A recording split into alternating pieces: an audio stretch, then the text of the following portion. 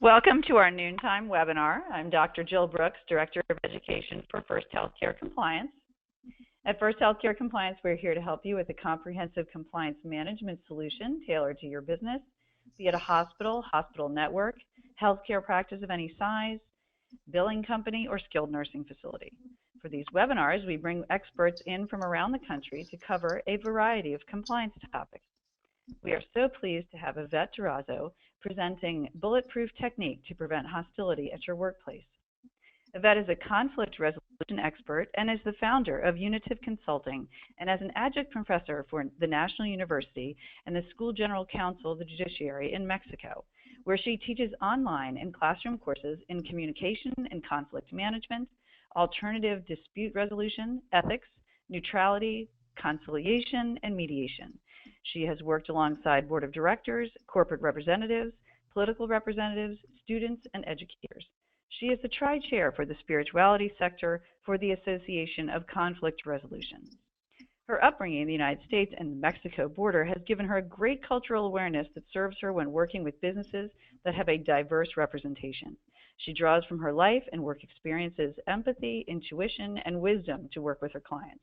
Yvette links business outcomes to leadership development, resulting in meaningful and effective changes for both clients and their organizations. Before we begin the presentation, I just want to let you know that the copy of her slides are available in the handout section of your control panel. Your Paycom CEU certificates will be automatically emailed to you within 24 hours. Please enjoy this presentation. Yvette? Thank you very much for inviting me. So I am going to go ahead and get ready and welcome everybody. I am from California, so we're in distinctive time zones. So here it's still morning, and I believe that where you guys are at, it's already lunchtime. So enjoy your lunch while enjoying the presentation. What are we going to learn today? So today we're going to learn about the cost of conflict in companies. We're going to talk about hostility, bullying, and we're going to cover a little bit about sexual harassment as well. So to distinguish, what is the difference between all of these, and when is it important for you guys to pay attention when you can stop any legal situation going into the wrong way and costing the company a lot of money? What is the harmful effects of these type of behaviors in your company? And I'm going to show you some bulletproof strategies and techniques that you can utilize in order for you to be able to become more conflict competent in your company. And if you have any questions, I would suggest that you would send them over. I'm going to put up my email at the end of the slides, and that way you can send me any questions that you wish, or you can send it to directly to Jill. Conflict in the workplace. Back in 2008, there was a study done by the Consultants of Psychology Press, and the stunning outcome of these studies showed that for employees, there was about a 0.28 hours of work in where people were dealing just with conflict. That amounts to over $358 billion. And we're just talking about individuals that are being paid between $18 the hour. So you can imagine, you know, within the streams of managers, supervisors, HR that earn more, how much money is really lost when there's conflict in the workplace. More alarming, it shows that these statistics that over 25% of the employees said that in order to avoid conflict, they will either, you know, call in sick or really get sick or be absent at work. Another alarming statistic shows that 10% of the workplace conflict lead to project failure.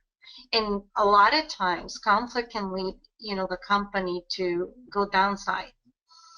More than 1/3 of the employees said that conflict resulted in someone leaving either the company, either by them deciding to move on and losing a person with good resources and training that you have already given, or possibly being fired or just quitting along the process. So that is very alarming for you to think about. How is it that conflict at the workplace really affect, and why is it that it's important to be addressed? The bottom line, the reality is that when we talk about companies' bottom line, we're talking about what is it that at the end of the day companies are really gaining or losing. The bottom line is that when companies do not address conflict in the appropriate way, companies really lose a lot of money. Preventative, the hidden cost of conflict. A lot of companies do not realize that there's conflict, and it's hidden because of the way people act upon conflict. You have a high level of turnover, high level of training costs because you're bringing new staff and training them. And imagine how much it costs the HR department to fire or get rid of a person and then bring somebody new, the time that it takes, the number of hours, the training that new person needs to have. High sick days, utilization, human resource involvement whenever there's conflict, and contacting corporate legal departments that cost quite a lot of money.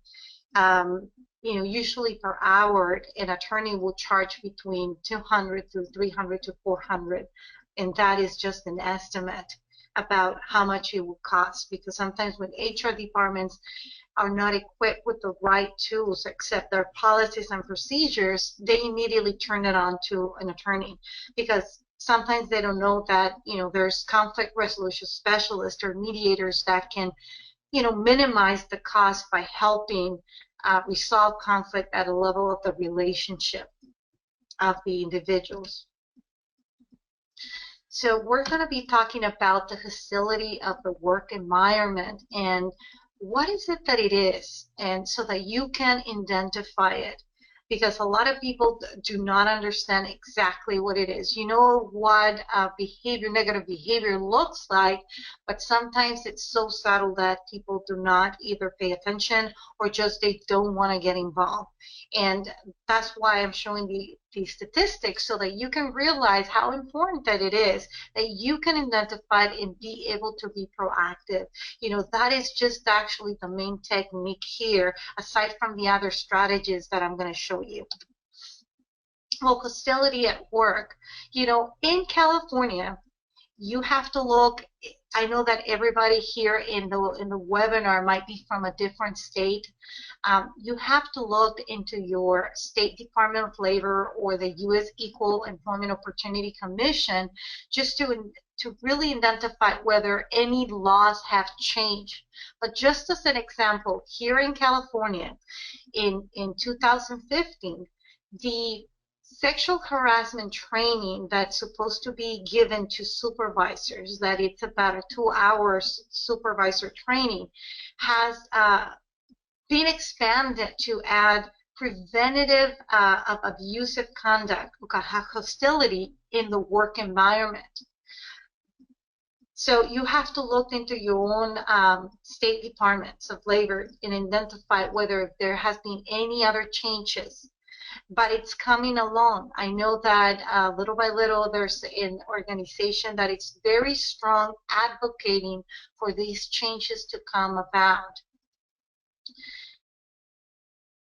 Nevertheless, in California, there's no law that it was adopted in the workplace regarding bullying and workplace civility law. It doesn't mean that there's a specific law regarding those two particular issues, and we're going to give you examples in a little bit so that you can understand when is it that it's unlawful and when is it that is not unlawful, but nevertheless it's something that you don't want in your company, because in reality it costs a lot of money, it costs a lot of stress and a lot of energy instead of going into productivity. Under the Federal Employment and Housing Act, harassment is illegal only when it's in conjunction with certain protected categories. And that's, like I said, an example coming from the area of California. What are the protected categories? If I were to be in an audience, I would ask people who in the audience would be under this category. And a lot of people will say that they are in these categories, except for probably for the millennium. But most of you would be in many of these categories. That was a very strong noise. Example of abuse conduct and hostility at work environment. Well, everybody would probably think that they might have an idea, but it's about possibly having one individual or several individuals at the workplace or in several departments that are acting upon in a very hostile way. It is not necessarily directed to one individual, but it might be that it's creating a hostile environment throughout the company. And it's being disrespectful and, ridiculing people. You can go through the list, repeated assaults, insults, personal attacks, spreading gossip, lies, excluding people from meetings, freaking shouting, yelling, being angry, invading personal space, and sabotaging people in order not to perform in the best possible way. False accuse about the work errors. Those could be, some of the hostile environments, and you can go through other lists of other ones that you might think of. But these are some of them that I wanted to give you an example and inform you that these hostile environment behaviors might not be directed only to one person, might be directed to a lot of people in the workplace environment. And it really affects the morale of people and your productivity. And like I said, it goes on and on until people can get sick and not wanting to go to work. Workplace bullying, it's a little bit different. This is more into one particular person. It is one individual creating a very hostile environment for one particular person. And it is repeatedly and is healthily harming, mistreating one person. And it is, and it's constant. How can we identify or detect bullying? It could be that you yourself might be involved, or you might be one doing this type of activity to other people, or you might have observed in your environment at work people that have been involved in bullying. It could be by verbal abuse, constant criticism, offensive behavior, nonverbal behavior. Just a lot of people can just not use words, act upon nonverbal behavior to treat somebody in a very bad way, humiliating, intimidating an individual. Again, sabotaging somebody from their work and yelling at them in front of other people or independently in their office, spreading rumors, lies, avoiding individuals, not inviting them to meetings. Bullying itself, it is about only not one act. Harassments can be one act or here and there, sporadically.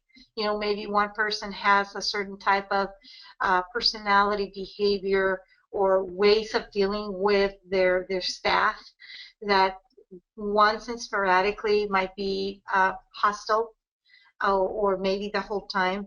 But with regards to bullying, it's more that it is constantly being done, and it's to one individual person. It is not just a one-time thing. So that is the difference between hostile environment and bullying. And then obviously workplace bullying, costs a lot of money. Although that it is not illegal, it does affect um, the environment, and it can fall depending on the new laws that are coming and expanding. It can fall into one of those categories that can lead to a illegal situation. So just to be careful.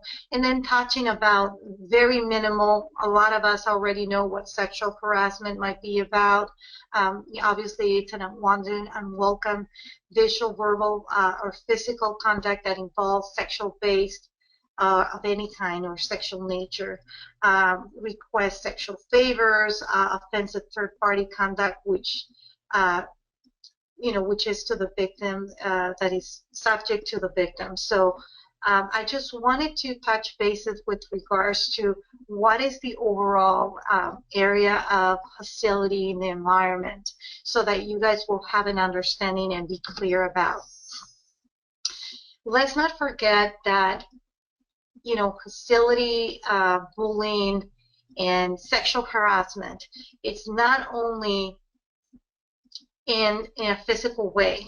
It can happen, through email, through texting, through instant messaging. Some companies have, the instant messaging where people can communicate. Twitter, Facebook, LinkedIn, you name it.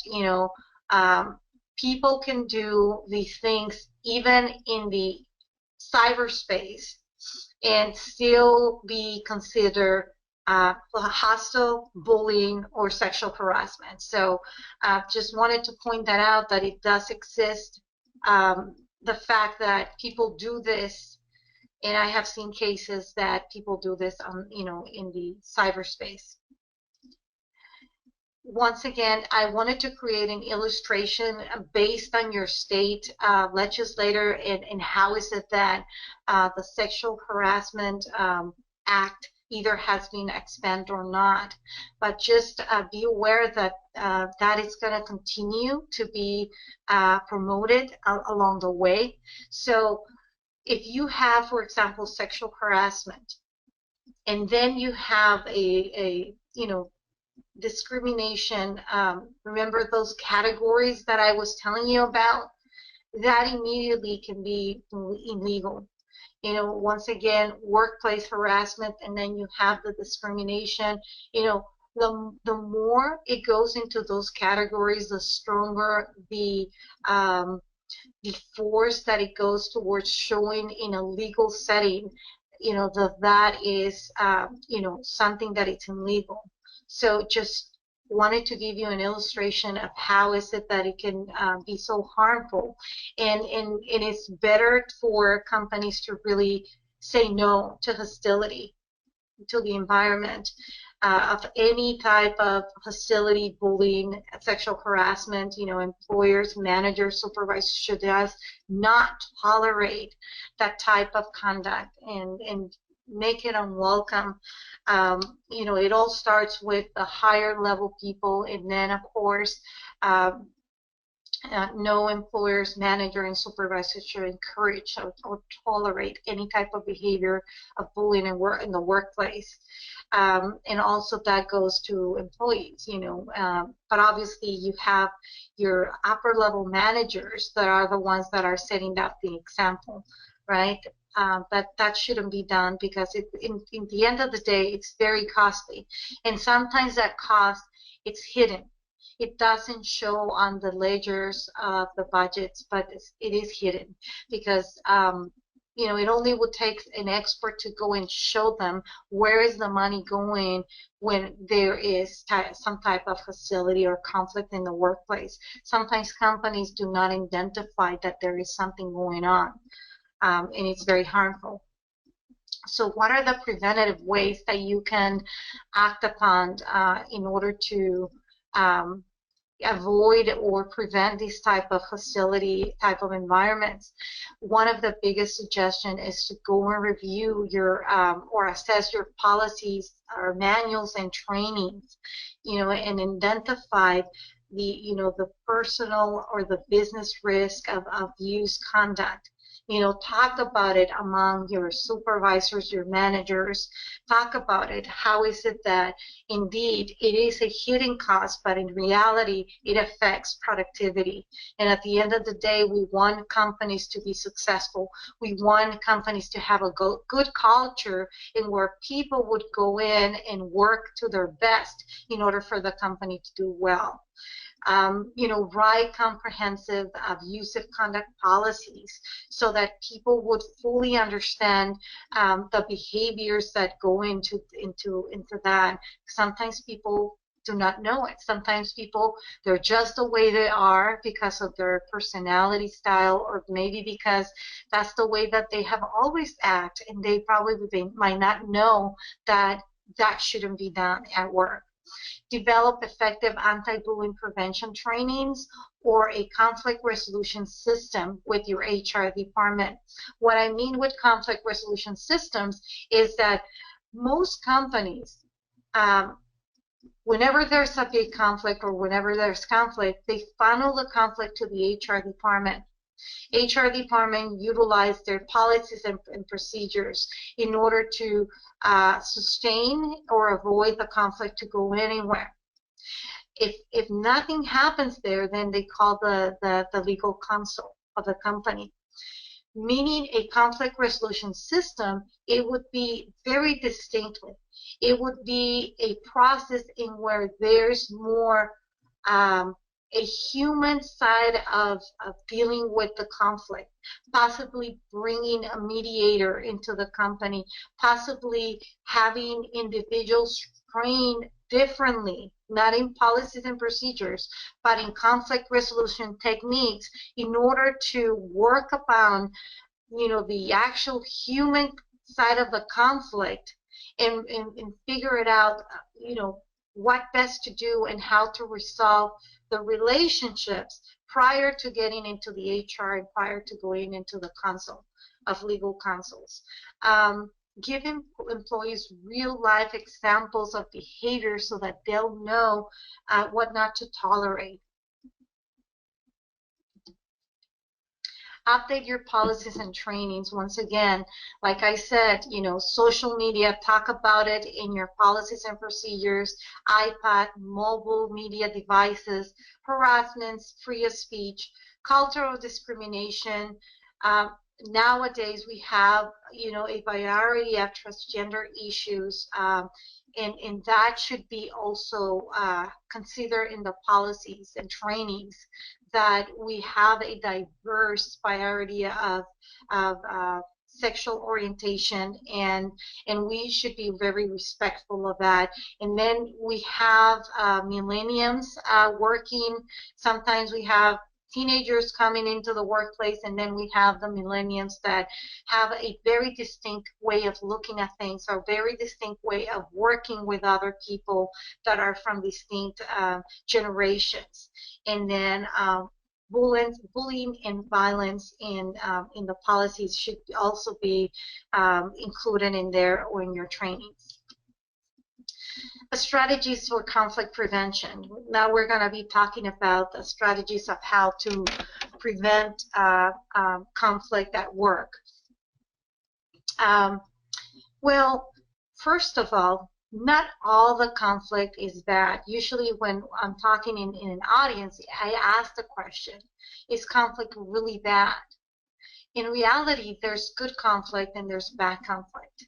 And what does good conflict look like? Well, for example, you might be working in a project management group, and there might be certain conflict with regards to ways of coming with ideas of how to better off or better take off the product or service or program that they have. And there might be a good conflict. And good conflict comes about people bringing in their opinions, bringing in ideas, bringing in ways of figuring things out in a group way. So that could be good conflict. Good conflict can also be raising certain conflict that probably is hidden so that it could be acknowledged, it could be addressed, and it could be worked upon. That could be good conflict. And obviously, everybody knows what bad conflict is. You know, the characteristics of that conflict could be obviously people gelling to each other, hostility, bullying, sexual harassment, any of that type of behaviors that we already talked about in the previous slides that I showed you. Conflict in your daily life. Everybody has conflict in your daily life. You know, it could be at home and it could be at work, right? And what is it cost? You know, conflict. Unfortunately, we don't have a lot of good role models in helping us to deal with conflict. You know, if we look at the society, if we look at, you know, all of the shows that we see in TV, especially the reality shows, we are constantly seeing people escalating conflict, fighting among each other, and we don't have good role models. Usually, professional people, anybody in the streets, gain their conflict resolution skill sets by socially transmitting process, meaning that they learn conflict resolution possibly from their parents, from their teachers, or somebody that they had observed. How is it that they have resolved conflict? A lot of people do not even ask themselves, how do I resolve conflict? And I want to pause here so that you can ask yourself that question. How do you usually resolve conflict? Some of you might have already taken classes in conflict resolution or possibly taking classes in emotional intelligence or other leadership programs that might touch upon certain behaviors and certain skill sets that might help you deal with communication with people or dealing with conflict, but not a lot of people. And a lot of us just utilize whatever we have used in the past, and then we grow up with that, and then we bring it into the workplace.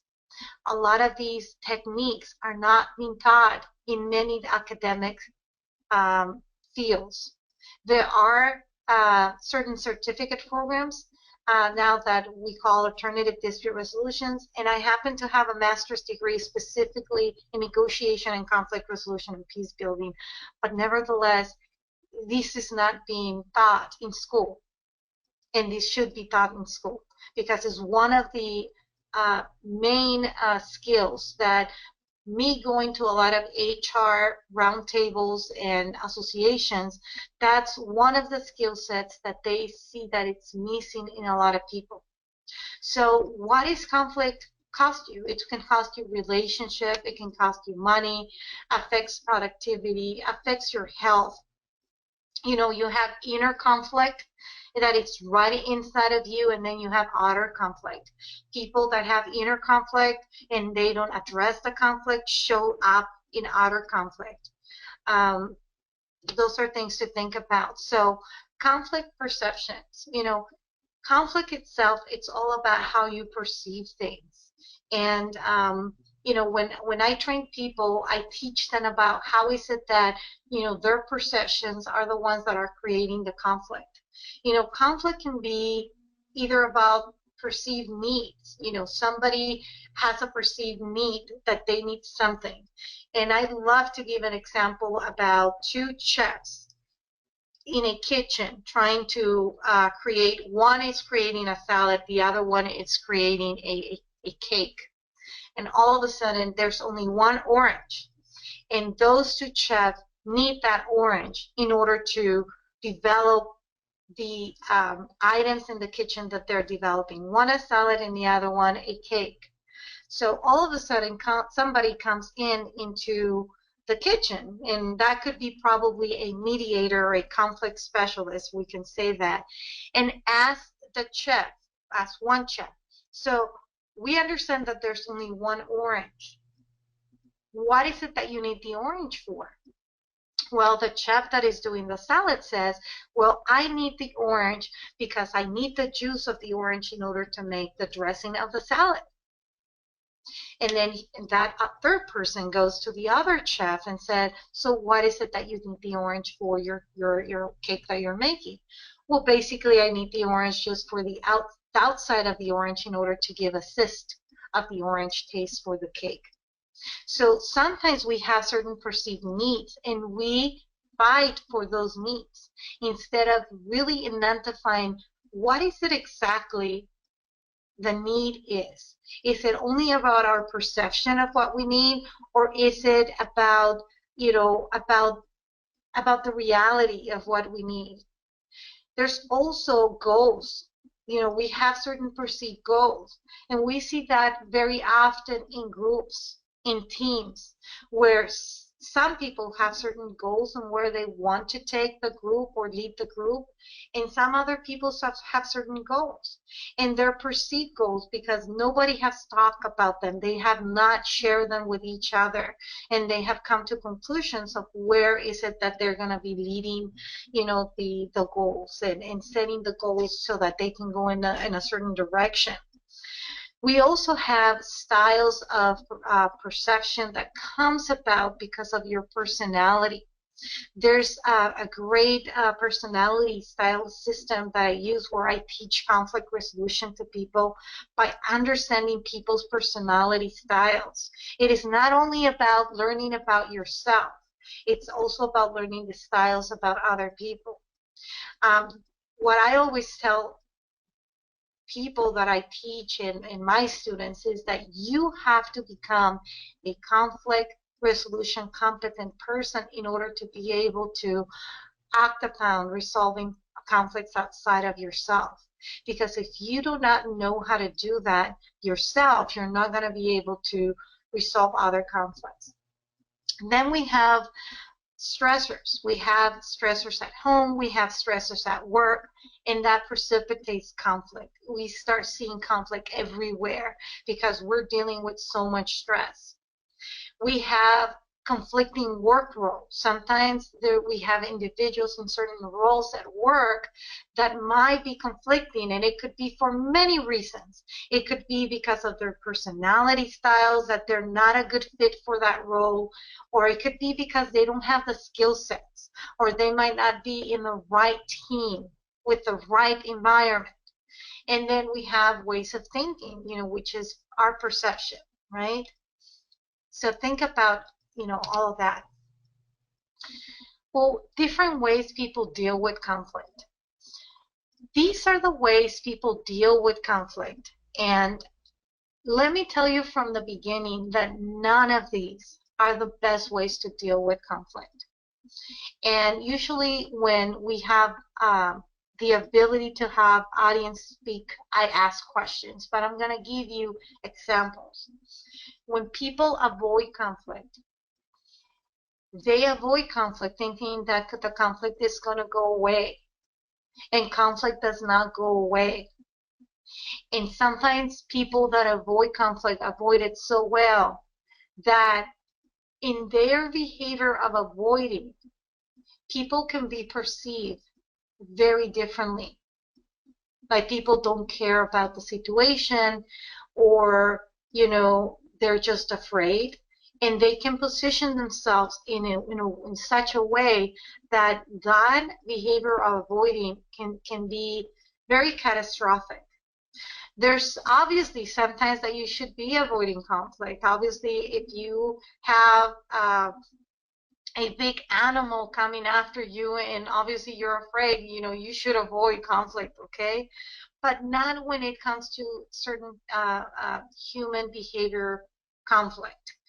And especially at the workplace, you should not constantly be an avoider. Sometimes people divert conflict. Again, it's not a particular perfect way to do that. Some people deny conflict thinking, again, it's going to go away.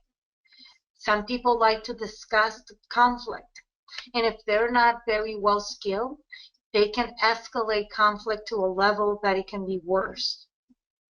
People try to accommodate in conflict. And actually, that is not a good way either. People might think, well, accommodating would be a good thing. Not necessarily, because If that is your style of dealing with conflict, accommodating at the end of the day, you're going to feel like you're losing something in order to get, or you're giving up something in order for things to go well. And eventually people start building internally, they start building resentment. And then eventually it's not a good thing. Some people try to resolve conflict, and you might think, well, why is that on the list? Just to give you an example, some of you that have partners at home, have you ever have a situation where your other partner comes with a problem, and then all of a sudden you immediately jump in and resolve the conflict? So what is the reaction of the other person?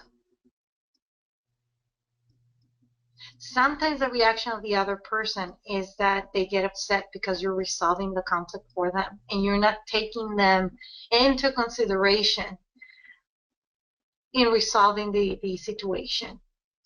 Maybe it is that people just want to vent. People just want to be heard, and you jump into resolving conflict. Resolving conflict involves the people that are involved. People have the ability to resolve their own conflict. It is just a matter of guiding them and helping it to manage it. Not all the conflict can be resolved. I would lie to you if I were to tell you every single conflict can be resolved. It can be managed and it can be resolved. But it takes skill sets in order to learn how to manage conflict. So here are the conflict styles and behaviors that most likely people have. Think about which of these styles you usually go for. And I can definitely send you a assessment at the end of the slides. When you see my email, you're welcome to send me an email, and I will send you an assessment so that you can identify which of these areas are your most predominant styles of conflict. Some people might say that at work they have a certain style of conflict, and then outside of work that they have a certain level of conflict styles.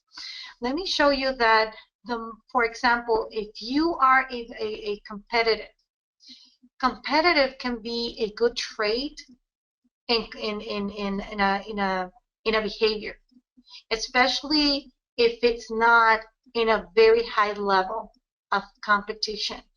We want certain type of competition in team building. We want certain type of competition when we're working towards a project. We want some type of level.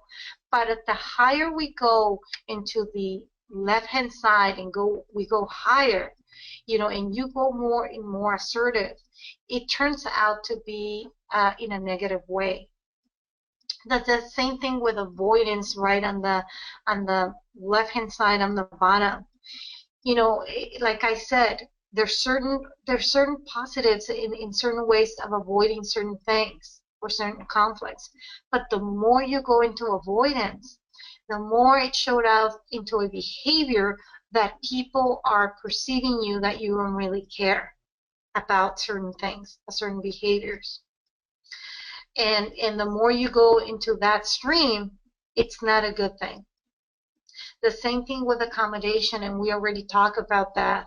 The more you go into the right-hand side of accommodation, it really doesn't work out, because eventually you become resentful that you're accommodating and accommodating all the time. The same thing goes with the upper level of problem solving. The more you go into the streams, it's not the best way, because then you exclude people from owning the conflict, owning the resolution. The best way is to be able to understand the spectrum of the 4 quadrants here, the 4 areas, and be able to be in the middle and compromise, to be cooperative, And it's about you understanding where do you fall into these categories. A lot of us, like I said, never ask that question. What is my conflict style? We don't even know. Some of you might know because you might have already taken some trainings or have thought about it, but this is your opportunity to think about what is your conflict style and how is it that your conflict style with your personality style shows up differently in your way of acting upon people and how people read you. So by understanding this, believe it or not, this is a technique that could be so valuable because you can work upon your different styles of dealing with conflict depending on the situation in order to be more collaborative and more compromising and cooperative, and be able to lead your project and lead your work with better productivity instead of just thinking about conflict and minimizing your energy and focusing on that.